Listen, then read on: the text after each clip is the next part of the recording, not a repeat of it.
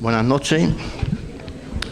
Quiero comenzar mi intervención expresando mi saludo a las autoridades civiles y académicas aquí presentes y, por supuesto, adhiriéndome a los agradecimientos que ha expresado el profesor Rodríguez Becerra en relación con la invitación que se nos hace a este evento y, por supuesto, también agradeciendo las ayudas recibidas para la realización de este trabajo, fundamentalmente materiales bibliográficos, cartografía, mucho material gráfico y, como no, por supuesto, también felicitando a los alumnos y alumnas premiados con estas becas para exhortarles también a que ese galardón les sirva de incentivo para que no desfallezcan en la noble tarea del conocimiento.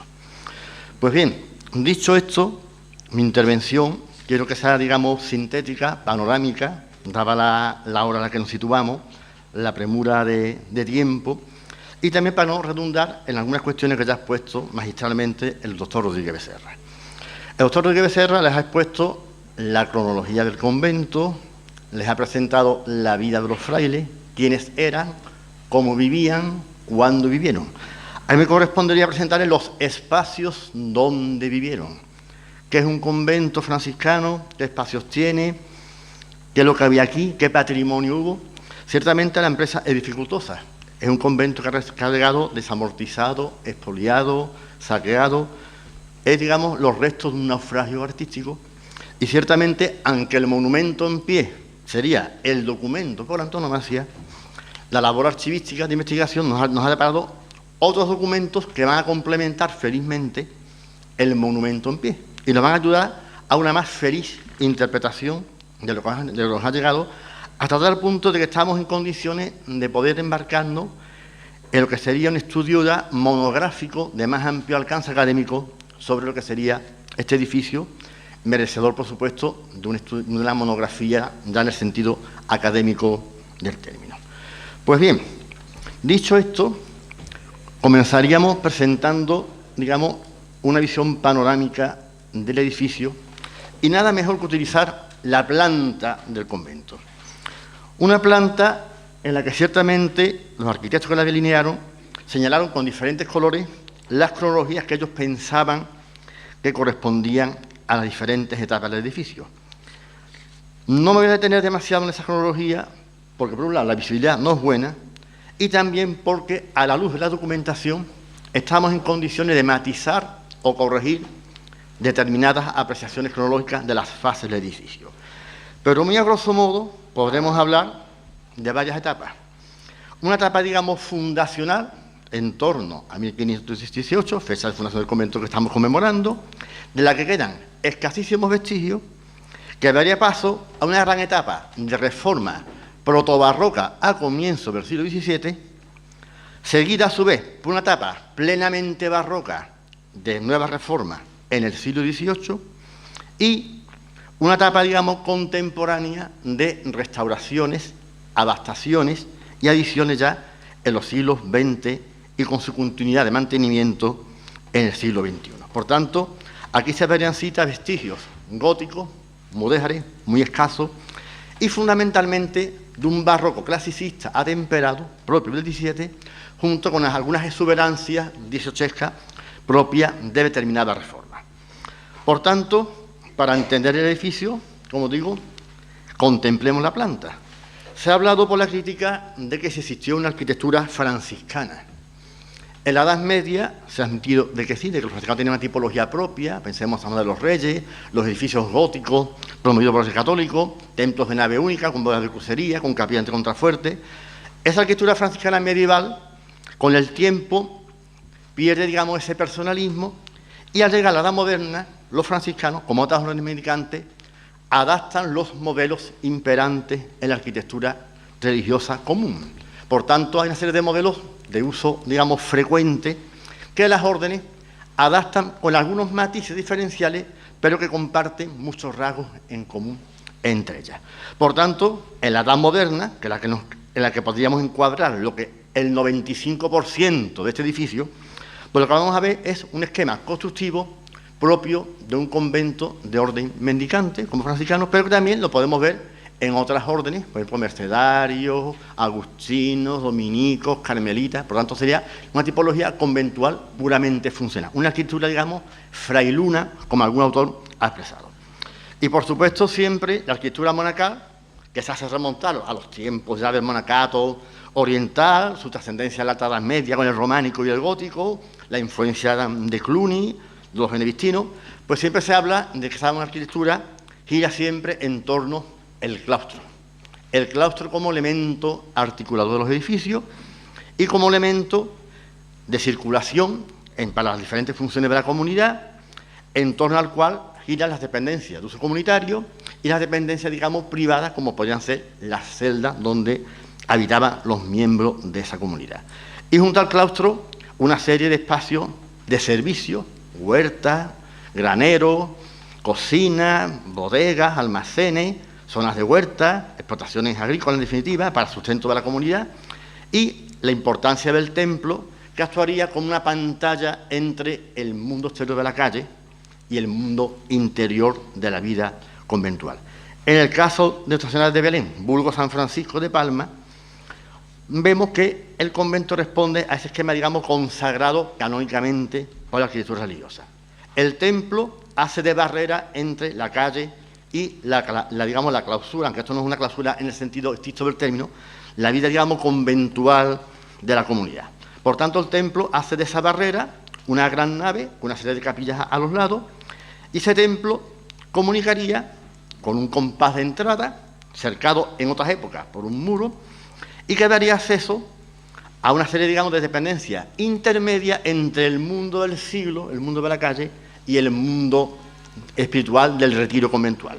Unas dependencias de tránsito representadas por el número 18, que sería la portería, o casa también, digamos, del hermano lego portero, ¿no? Que tiene su celda para atender al público, que daría acceso a esa portería a un claustro pequeñito de la portería, en otros tiempos claustro del noviciado, porque acogió en otras épocas el noviciado, sobre todo en el siglo XIX, y de ahí se comunicaría con el claustro propiamente dicho, marcado con el número 13, en torno al que giraría una serie de dependencias, fundamentalmente las celdas de la comunidad, y ese claustro comunicaría a través de diferentes tránsitos con otros espacios de uso comunitario como el refectorio, y también daría paso a otras zonas, digamos, más funcionales como la enfermería, marcada como el número 16, o un espacio de salida a la zona, digamos, de explotación rústica, ¿no?, de los huertos alrededor del convento, el número 17, esa especie de vestíbulo que después veremos,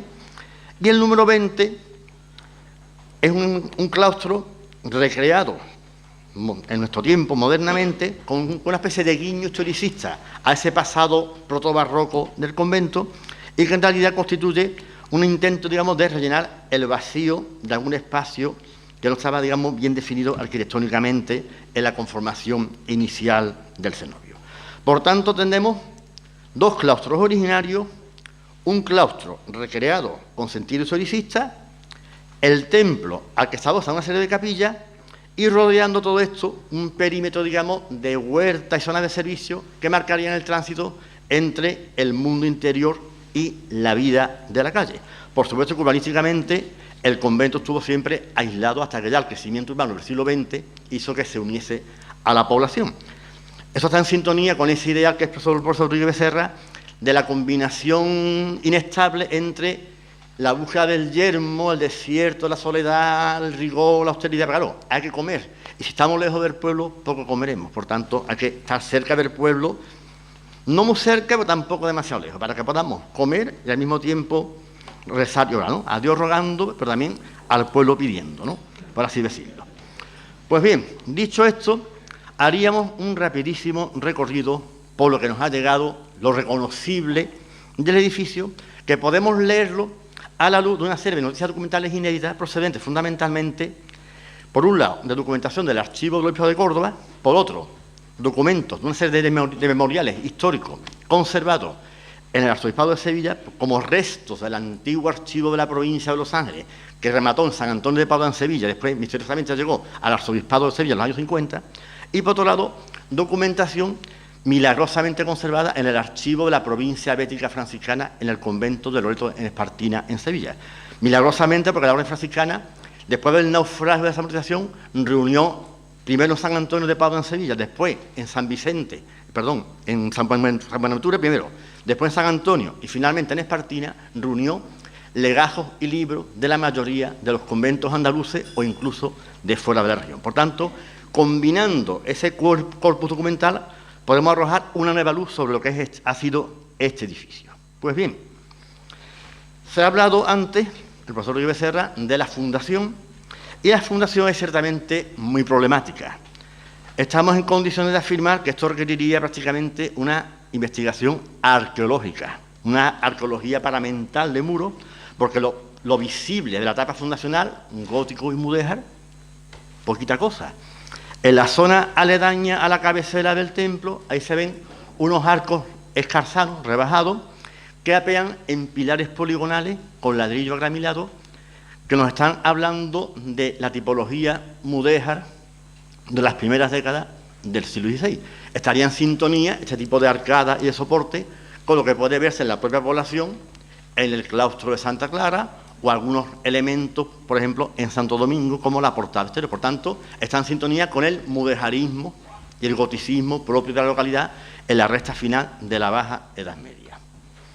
Ahí pueden ver algunos detalles de esos pilares con la típica cornisa en esquinilla cortada, las aristas cortadas de la imposta que daría paso a la arcada propiamente dicha, o el soporte del pilar con las caras poligonales, con el típico ladrillo agramilado propio de una frontera cronológica de hacia 1500 aproximadamente.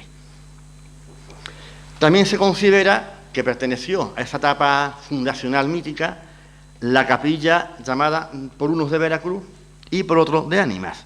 Ha habido discusiones y polémicas sobre si esa capilla fue la primitiva capilla, digamos, la primitiva ermita de Belén sobre la que se funda el convento, pero ciertamente el programa ornamental tan elaborado y tan decorativista dista mucho de lo que tuvo que ser una modesta ermita que sirviese de asiento a los frailes. Aunque la cuestión está pendiente de estudio, la tipología ya nos está hablando, con esa bóveda estrellada o esas pilastras con decoración renacentista a base de cería, nos está hablando ya de una cronología en torno a los años 1520 aproximadamente, en sintonía con las grandes empresas constructivas que se acometían en la Mezquita Catedral de Córdoba, en la obra del incomprendido y polémico Crucero Nuevo en medio del oratorio islámico, en la que participa la saga de los Hernán Ruiz I, segundo, tercero, aunque este tipo de bóveda recordaría más bien las cosas de Gonzalo Ruiz, Hernán Ruiz I. Ciertamente una bóveda estrellada muy decadente, con terceletes, con combado, una serie de nervios curvos que forman, en definitiva, un diseño bastante complejo y aparatoso en forma de estrella. Y junto a ese goticismo ya decadente, que se vino nada más un gótico humanista, tendríamos ya los primeros despuntes del Renacimiento, ¿no? El más llamado plateresco, terminología que ya es imposible de desterrar, a pesar de que se habla del proto-renacimiento, se sigue hablando del plateresco todavía en los cenáculos, digamos, vulgares, y ahí vemos esa decoración que recubre la rosca del arco con una serie de círculos con medallones, con decoración floral, propios ya de la década de los años 20-30 del XVI. Por tanto, esa combinación de goticismo y renacimiento nos está hablando ya de una cronología algo posterior a la fecha de fundación del cenobio en 1518. Por tanto, sospecho que no puede ser la primitiva ermita de Belén, sino más bien un resto del primitivo convento quinientista, como capilla, digamos, lujosa, porque está muy de moda en esos tiempos, la devoción a la Santa Veracruz, es una devoción promovida por los franciscanos. La cofradía alcanzaría gran predicamento y levantaría esa capilla anexa a lo que fuese el primitivo templo, que en realidad no sabemos cómo sería, a pesar de las muchas especulaciones que se han ido haciendo. Pero como digo, unas catas arqueológicas sí resolverían bien la cuestión, aparte de que el templo actual no cumple la orientación litúrgica propia de la Edad Media, que era este-oeste. El templo actual tiene una orientación distinta, por tanto está hablando de que es una reconstrucción ya barroca sobre el solar de lo desconocido que hubiese, aunque como resto de un naufragio han quedado esas arquerías mudéjares que antes les he mostrado y esta capilla de la Veracruz, o también llamada de las Ánimas.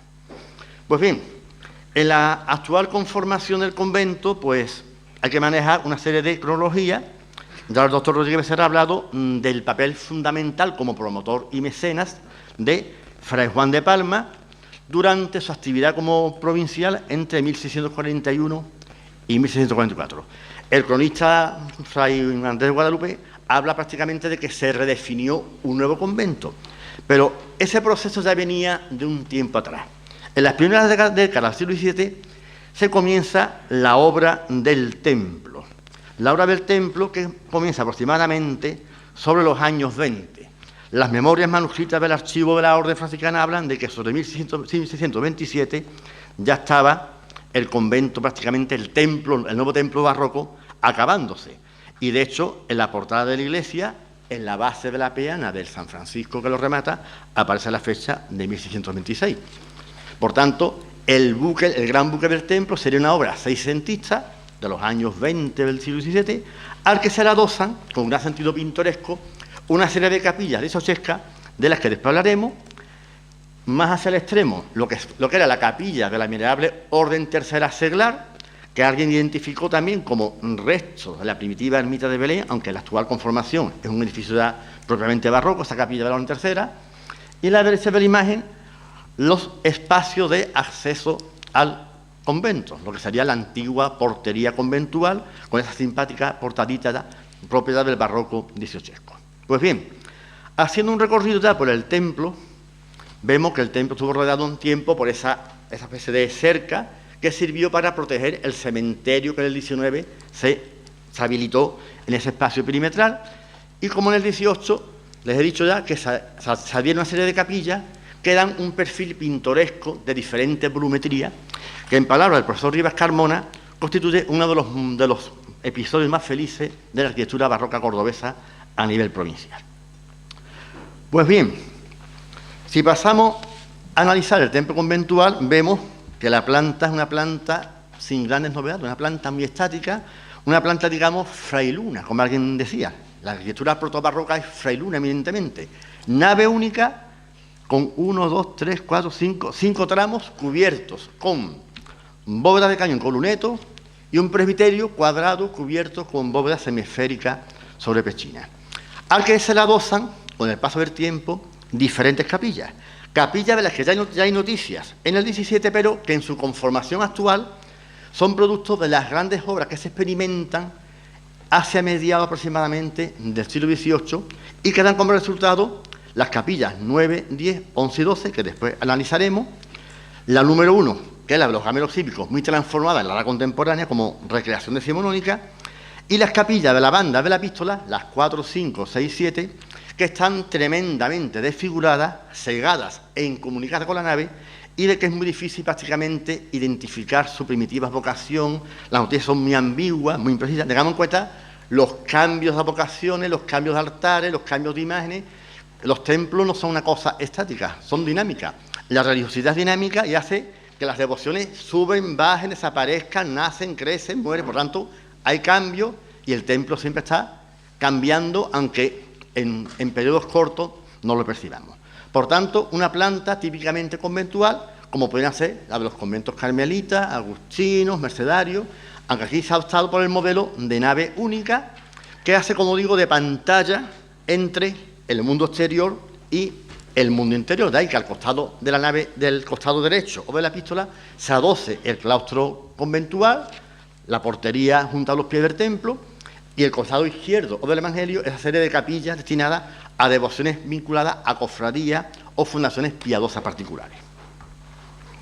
Bien, como antes les he dicho, la portada de ingreso al convento responde a ese esquema seco, clásico, de ese barroco temprano llamado freiluno, que sería un esquema, digamos, riguroso. Un arco de medio punto, un par de pilastras almohadilladas, una cornisa, frontón curvo y roto y la hornacina con San Francisco. San Francisco ciertamente obedece a la iconografía ya consagrada del santo, con el cerquillo, el hábito de la orden, mostrando las llagas, actitud beatífica. Por la tipología del santo, pues recuerda ciertamente las obras de esa cronología que aparece al pie de la peana y revelaría ese barroquismo incipiente de influencia sevillana en el tratamiento del pelo a base de menudos rizos. Por tanto, el código clásico como signo de prestigio y de gravedad, de seriedad de los venerables padres varones que habitan esta santa casa. Y el templo, evidentemente, responde a ese modelo sobrio, austero, nave única, articulada por pilastras, gran paso a una cornisa, el sistema habitual de bóveda de cañón con luneto, que en realidad encubriría la cubierta de veravera, que sería una armadura de madera. Pero claro, el barroco, buscando también la economía de medios y más en órdenes mendicantes, pues queda muy resultón el efecto de ocultar la techumbre de madera y poner bóvedas postizas de escayola o yeso, como esta, que ciertamente ha sido muy reconstruida por los diferentes incendios que ha tenido el templo y las diferentes vicisitudes.